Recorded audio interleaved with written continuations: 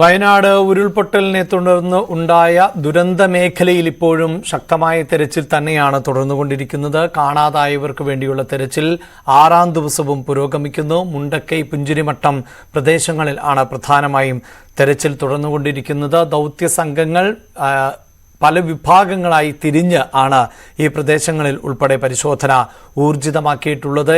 7 മേഖലകളിൽ കേന്ദ്രീകരിച്ചുകൊണ്ടുള്ള തെരച്ചിൽ നടപടികൾ ആണ് ഇപ്പോൾ പുരോഗമിച്ചുകൊണ്ടിരിക്കുന്നത്. അതിൽ തന്നെ ചൂരൽമലയിലെ സ്കൂൾ, വെള്ളാർമല വില്ലേജ് ഓഫീസ് പരിസരങ്ങളിൽ കൂടുതൽ പരിശോധന തുടർന്നുകൊണ്ടേയിരിക്കുന്നു. ഒപ്പം പുഴയിൽ ഇറങ്ങിയുള്ള പരിശോധനയും നടക്കുന്നുണ്ട്. രാവിലെ മഴ പെയ്തിരുന്നുവെങ്കിലും പിന്നീട് മഴയ്ക്ക് ശമനമുണ്ട്. ഇപ്പോൾ നമുക്ക് ഈ ദൃശ്യങ്ങളിൽ കാണാം. ഇപ്പോഴും കലങ്ങി മറിഞ്ഞ് വെള്ളം ഒഴുകുന്നതാണ് ദൃശ്യങ്ങളിൽ നമുക്ക് കാണാൻ സാധിക്കുന്നത്. അതിനൊരു മാറ്റവും ഉണ്ടായിട്ടില്ല.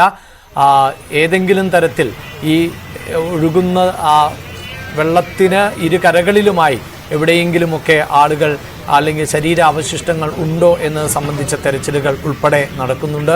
കൂറ്റൻ പാറകൾ ആണ് അടർന്നു വീണിട്ടുള്ളത് എന്നത് നമ്മൾ ദൃശ്യങ്ങളിൽ നേരത്തെയും കണ്ടു കഴിഞ്ഞു. അത് പലതും മനുഷ്യനെ കൊണ്ട് മാറ്റാൻ പറ്റുന്ന സാഹചര്യത്തിലല്ല. അതിന് യന്ത്ര സംവിധാനങ്ങളടക്കമൊക്കെ ഉപയോഗിച്ചുകൊണ്ട് മാറ്റണം. അതാകട്ടെ നേരത്തെ സൂചിപ്പിക്കപ്പെട്ടതുപോലെ ഈ മൃതദേഹങ്ങളുണ്ട് എന്ന സൂചനകൾ ലഭിക്കുന്ന, മൃതദേഹാവശിഷ്ടങ്ങളുണ്ട് എന്ന് തോന്നുന്ന അല്ലെങ്കിൽ അതിൻ്റെ സാന്നിധ്യവും സാഹചര്യവുമൊക്കെ വിലയിരുത്തി സാധ്യതകൾ കണ്ടെത്തിയതിനു ശേഷം നായകളെ, പ്രത്യേക പരിശീലനം നേടിയ നായകളെ ഉൾപ്പെടെ എത്തിച്ച് പരിശോധിക്കുന്നു. പിന്നീട് അവിടെ ഉണ്ട് എന്ന് സ്ഥിരീകരിച്ചാൽ കൂടുതൽ യന്ത്രസാമഗ്രികളുടെ സഹായത്തോടു കൂടിയുള്ള പരിശോധന. ഇതൊക്കെയാണ് ഇന്നും തുടർന്നുകൊണ്ടിരിക്കുന്നത്. മുണ്ടക്കൈയിൽ നിന്ന് അനീഷ് കുമാറും ചൂരൽമലയിൽ നിന്ന് CV അനുമോദുമാണ് തുടരുന്നത്. അനീഷ്, ഇന്നിപ്പോൾ ഈ തെരച്ചിൽ ആരംഭിച്ചിട്ട് ഏതാനും മണിക്കൂറുകൾ മാത്രമേ ആയിട്ടുള്ളൂ. ആ പ്രദേശങ്ങളിൽ ഏതെങ്കിലും തരത്തിലുള്ള മൃതദേഹാവശിഷ്ടങ്ങളോ സാധ്യതയോ എന്തെങ്കിലും ഇതുവരെ ഇന്നുണ്ടായിട്ടുണ്ടോ?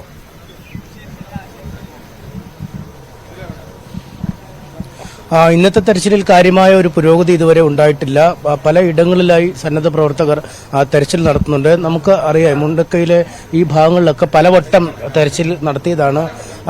ഇളക്കി മറിച്ച് JCB ഉപയോഗിച്ച് പരിശോധന നടത്തി, പിന്നീട് റഡാർ ഉപയോഗിച്ച് പരിശോധന നടത്തുന്നു. ഈ നായ്ക്കളെ ഉപയോഗിച്ചിട്ട് ഈ മനുഷ്യഗന്ധം തിരിച്ചറിയാൻ കഴിയുന്ന നായ്ക്കളെ ഉപയോഗിച്ചുള്ള പരിശോധനകൾ എന്നിവയൊക്കെ പലവട്ടം നടന്നതാണ്. പക്ഷേ എങ്ങും ഒരു ജീവന്റെ തുടിപ്പ് കണ്ടെത്താൻ കഴിഞ്ഞിട്ടില്ല.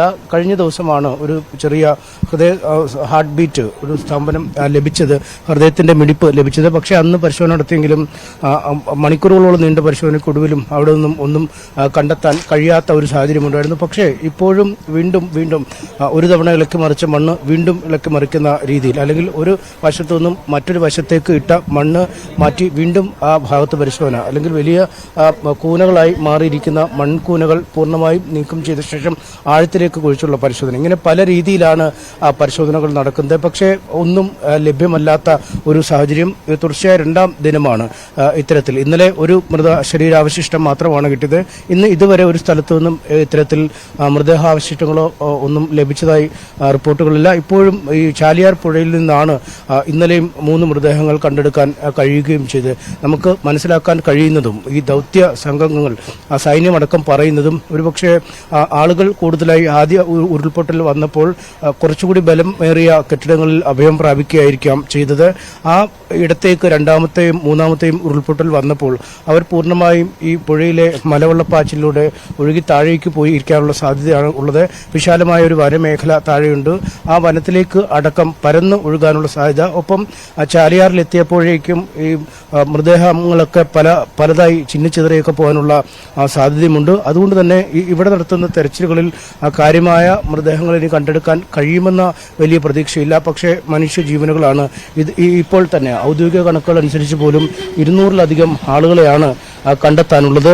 പക്ഷേ ജില്ലാ ഭരണകൂടം നൽകുന്ന കണക്കുകളനുസരിച്ച്, അവർക്ക് ലഭിച്ചിരിക്കുന്ന കണക്കുകളനുസരിച്ച് 400-ലധികം ആളുകളെ കണ്ടെത്തേണ്ടതുണ്ട്, അല്ലെങ്കിൽ കാണാതായ അവരുടെ പട്ടികയുണ്ട്. പക്ഷേ ഈ കണക്കുകൾ ഇപ്പോഴും ക്രോഡീകരിച്ച് ഒരു ഔദ്യോഗിക ഒരു പ്രഖ്യാപനം എന്ന രീതിയിലേക്ക് എത്ര പേർ കാണാതായി എന്ന് പറയാൻ കഴിയാത്ത ഒരു സാഹചര്യം നിലനിൽക്കുന്നു.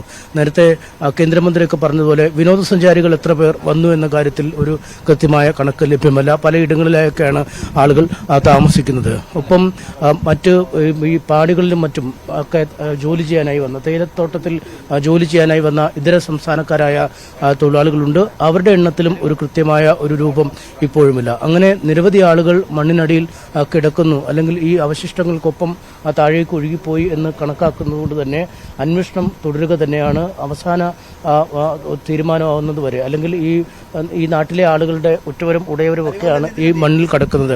അവർക്ക് തൃപ്തികരമായ ഒരു തീരുമാനം അവരിൽ നിന്ന് വരുന്നതുവരെ അവരുടെ കൂടെ വിശ്വാസത്തിലെടുത്ത് മാത്രമേ ഇത്തരം നടപടിക്രമങ്ങൾ അവസാനിപ്പിക്കൂ എന്നാണ് അധികൃതർ ഇപ്പോഴും വ്യക്തമാക്കുന്നത്. നമുക്കറിയാം, ജീവന്റെ തുടിപ്പുണ്ട് എന്ന ഒരു വിവരം ഒരു റഡാർ സിഗ്നൽ ലഭിച്ച പേരിൽ പോലും എത്രയോ മണിക്കൂറുകൾ അവിടെ പരിശോധന നടത്തുകയും ഒടുവിൽ ആ മണ്ണിനടിയിൽ ഒരു ജീവനില്ല എന്ന് ഉറപ്പുവരുത്തുകയും ചെയ്ത ശേഷമാണ് നമ്മുടെ ഈ ദൗത്യ സംഘങ്ങൾ, സേനയും പോലീസും ഫയർഫോഴ്സും ഒക്കെ അന്ന് ഈ ദൗത്യ ഭൂമിയിൽ നിന്നും, ഈ ദുരന്ത ഭൂമിയിൽ നിന്നും പോയത്. അത്രമേൽ വില കൽപ്പിക്കുന്നു ഒരു മനുഷ്യ ജീവന് എന്നത് തന്നെയാണ് ഈ ദൗത്യത്തിൽ നൽകുന്ന സന്ദേശവും. ആദ്യ ദിനങ്ങളിലെ തെരച്ചിൽ ഒരുപക്ഷെ കൂടുതൽ ആളുകളെ ജീവനോടെ കണ്ടെത്താൻ കഴിയുമെന്ന, എന്തെങ്കിലും യാദൃശ്ചികമായി അത്ഭുതങ്ങൾ സംഭവിച്ചെങ്കിലും ആളുകൾ എവിടെയെങ്കിലും ഇരിക്കാമായിരുന്നു എന്ന ഒരു കണക്കൂട്ടിന്റെ അടിസ്ഥാനത്തിലൊക്കെയായിരുന്നു. എന്നാൽ പിന്നീട് ക്രമേണ ആ തോന്നൽ ഇല്ലാതാവുകയും അത്തരത്തിൽ ആളുകൾ ഇനി ജീവനോടെ കണ്ടെത്താൻ കഴിയുകയില്ല എന്ന് വ്യക്തമാവുകയും ചെയ്തു. അതുകൊണ്ട് തന്നെ ഇപ്പോൾ ഈ മൃതശരീര അവശിഷ്ടങ്ങളെങ്കിലും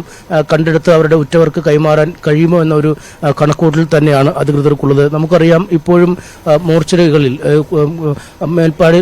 മേപ്പാടിയിലെ മോർച്ചറിയിൽ തിരിച്ചറിയാൻ കഴിയാത്ത ബന്ധുക്കൾ, ഉറ്റവരും ഉടയവരും എത്താത്ത, തിരിച്ചറിയാത്ത മൃതദേഹങ്ങളുടെ എണ്ണം ഏറെയുണ്ട്. പക്ഷേ ചില മൃതദേഹങ്ങളൊക്കെ പിന്നീട് ഒരു മിനിറ്റത്തേക്ക് പോലും വയ്ക്കാൻ കഴിയാത്ത വിധം നാശോന്മുഖമായ അവസ്ഥയിലാണ്. അത്തരം 5 മൃതദേഹങ്ങൾ ജില്ലാ ഭരണകൂടം നേരിട്ട് സർക്കാരിന്റെ എല്ലാ ബഹുമതികളും നൽകി, സർവ്വമത പ്രാർത്ഥന, എല്ലാ മതവിഭാഗങ്ങളിലുള്ളവരുടെ പ്രാർത്ഥനകളും നൽകി, അർഹമായ എല്ലാ അന്തിമോപചാരങ്ങളും അർപ്പിച്ച് സംസ്കരിച്ചതായി കളക്ടർ വ്യക്തമാക്കിയിരുന്നു.